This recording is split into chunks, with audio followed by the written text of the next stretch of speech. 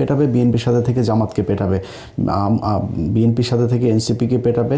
এগুলো হচ্ছে তাদের মূল টার্গেট এবং সেটাই হচ্ছে। আমি বিশ্বাস করি গত কালকের যে ঘটনা, রেজাউল করিম যিনি মারা গেলেন শেরপুরে, এই ব্যক্তিকে যেভাবে ইট মাথায় নিয়ে উপরে তুলে তারপরে তাকে যেভাবে পেটানো হলো, কোপানো হলো, এটা বিএনপির যে বিএনপি করে, বিএনপির লোকজনের কাজ এটা না। বিএনপি জীবনও এত হিংস্র হইতে পারে। নিজের চোখের সামনে দেখা হরতাল তো দেখে এসছে। বিএনপির লোকজন গিয়ে বাসের থেকে আগে মানুষ নামায়, তারপরে মানে ওদের পেছনে যে কোনো সময় পুলিশ আসতে পারে, আওয়ামী লীগের লোকজন আসতে পারে, কিন্তু বাসের থেকে আগে যাত্রীগুলো নামায় তারপরে বাসে আগুন দিয়েছে। এটা বিএনপির আগুন দেয়া। আর আওয়ামী লীগের আগুন দেয়া কোনটা? মানুষকে বাসের ভেতরে রেখে গান পাউডার দিয়ে মারা। এটা সেই আজকে থেকে না, সেই 1996-এর আগে থেকে তারা এগুলো শুরু করেছে। এখনও তারা এগুলো সারা জীবন তারা এগুলোই করবে। প্রতিটা এলাকায় আপনি আওয়ামী লীগের লোকজনগুলোকে আলাদা বাছাই করতে পারবেন খুব ইজিলি। সবচাইতে খারাপ, জঘন্য, হিংস্র এগুলো হচ্ছে আওয়ামী লীগ করে। সো সেই মানুষগুলোকে আপনারা দলে নিয়ে নিয়েছেন। নেওয়ার কারণে কি হলো? এই যে রেজাউল করিমের যে ঘটনাটা ঘটলো, এটা সেটার একটা প্রেক্ষিত। আমি এটার বাইরে কোনো কিছু মনে করি না।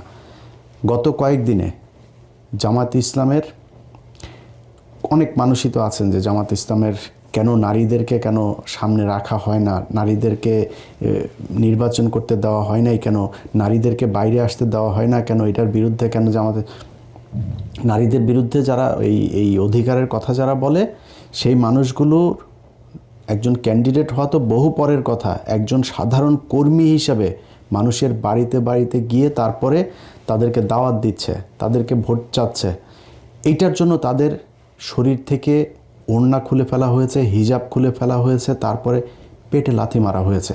এই পর্যন্ত 2টা ভিডিও আমার চোখে পড়েছে। আমি বলতে চাচ্ছি, আমার বিএনপির নেতৃবৃন্দ ওই জামাতের মেয়েদের ছায়া খুলে দেবে বলে দিলাম।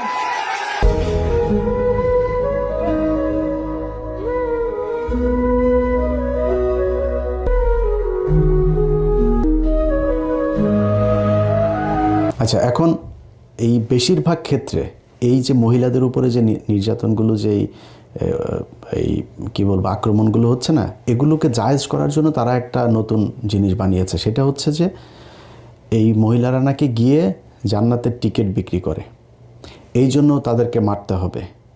1 নম্বর কথা হয়েছে যে কোরআন, এই পুরো কোরআনটা একটা রাজনীতি।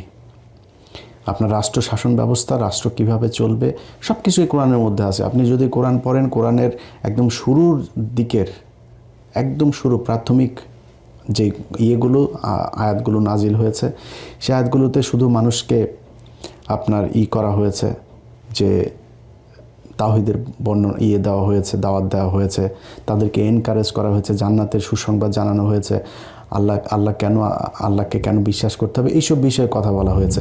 ঠিক মদিনায় হিজরতের পরপর থেকেই কোরআনের যে আয়াতগুলো নাজিল হয়েছে, তার সবই কি আপনি আপনার স্ত্রীর সাথে কি ব্যবহার করবেন, আপনার পরিবারের, আপনার ছেলে সন্তানের জন্য কতটুকু সম্পত্তি ভাগ হবে, আপনার মেয়ের জন্য কতটুকু ভাগ হবে, আপনি কার কার সাথে বিয়ে করতে পারবেন, সমাজে সুদ খাওয়া যাবে কিনা, অর্থনৈতিক ব্যবস্থা কি হবে, কার প্রতি কি, কার কতটুকু হক, সব কিছু এগুলো নিয়ে আলোচনা। এই কোরআনের বাইরে মানে শরীয়ত আইন মানে কি, আপনি কোরআনের যে কথাগুলো বলা হয়েছে সেগুলো।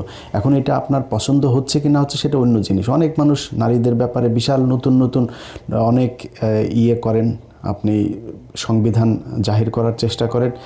পৃথিবীর ভেতরে, কোরআনের ভেতরে আপনাকে নারীর যে অধিকার দেওয়া হয়েছে, যদি নারীরা আসলে জানতো যে কোরআনে তাকে কি কি বলা হয়েছে, তার কতটুকু অধিকার, এটা জানলে সে পরের দিন থেকে তারা না খায় বলতো যে কোরআনে যেটা বলেছে আমরা সেটা চাই। এখন ভাই, আমার বাংলাদেশে কয়দিন আগে মসজিদে নামাজ পড়তে পারতো না, ওয়াজ মাহফিল করতে পারতো না, সেই অবস্থা থেকে রাতারাতি বিশাল কিছু হয়ে যাবে, এটা আমরা বিশ্বাস করি না। যেই কারণে এই শরিয়া আইন হইতে হবে না হইতে হবে এটা নিয়ে এই বিতর্কে যাচ্ছি না। কিন্তু আপনি যদি মনে করেন যে কোরআন একদিকে, ধর্ম একদিকে, রাজনীতি একদিকে, এটা মিথ্যা কথা। রাসূল সাল্লাল্লাহু আলাইহি ওয়াসাল্লাম খালি ধর্ম প্রচার করেন নাই, রাসূল সাল্লাল্লাহু আলাইহি ওয়াসাল্লাম মসজিদে বসে খালি ইমামতি করেন নাই, মসজিদে বসে উনি রাষ্ট্র পরিচালনা করেছেন, উনি গভর্নর নিয়োগ করেছেন, উনি বলেছেন রাষ্ট্রের শাসন ব্যবস্থা কেমন হবে, অর্থনৈতিক অবস্থা কেমন হবে, এগুলো তিনি বলেছেন। সো এটার সাথে ওইটার আলাদা করে কিছু বলা যাবে না।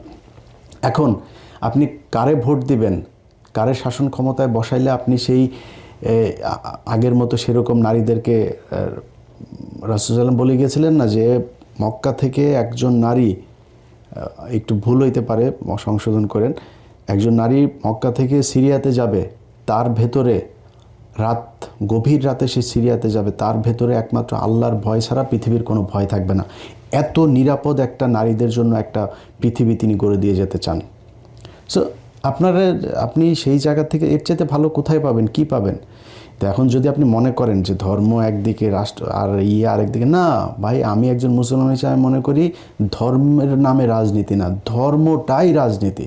সো সেই জায়গাতে কারে ভোট দিলে আপনি ভালো শাসন ব্যবস্থা পাবেন, কারে ভোট দিলে আপনি আল্লাহর সন্তুষ্টি লাভ করতে পারবেন, মানে জান্নাতের টিকিট, মানে কি জান্নাত কি বাংলাদেশের গুলিস্তানে আছে নাকি, যে আপনার বা ইন্ডিয়াতে আছে না, সৌদি আছে না, আমেরিকায় আছে, এটা তো জানি না। আপনার কেমনে টিকিট দেবে? তার মানে জান্নাতে যাওয়ার রাস্তা আপনাকে দেখাই দেবে, বা জান্নাতের ইসলাম আপনাকে যেভাবে একটা সুন্দর শাসন ব্যবস্থা দিতে পারে, এমন একটা শাসন ব্যবস্থা, যেটাই মনে করেন কারে দিলে পাবেন এটা আপনি জানেন। ধানের শেষে দিলে না দাড়িপাল্লায় দিলে, এটা আপনি চিন্তা করে নেন, এটা আপনার চিন্তার ভেতরে। কিন্তু আমি যদি এইটাকে বাদ রেখে যদি বলি যে জান্নাতের টিকিট বিক্রি করার এই কথা বলার কারণে জামাত ইসলামের কাউকে নির্বাচনী প্রচারণায় বাধা দেওয়া হবে, কোনো নারীর পেটে লাথি মারা এটা জায়েজ হবে, তাহলে চলেন আমরা বিএনপির পক্ষ থেকে কতজন এই পর্যন্ত জান্নাতের টিকিট বিক্রি করেছে সেটাও একটু শুনি। দোজখের মালিক আল্লাহ, বেহেশতের মালিক আল্লাহ, এই পৃথিবীর মালিক আল্লাহ, কাবার মালিক আল্লাহ। আরে ভাই, যেটার মালিক আল্লাহ সেটা কি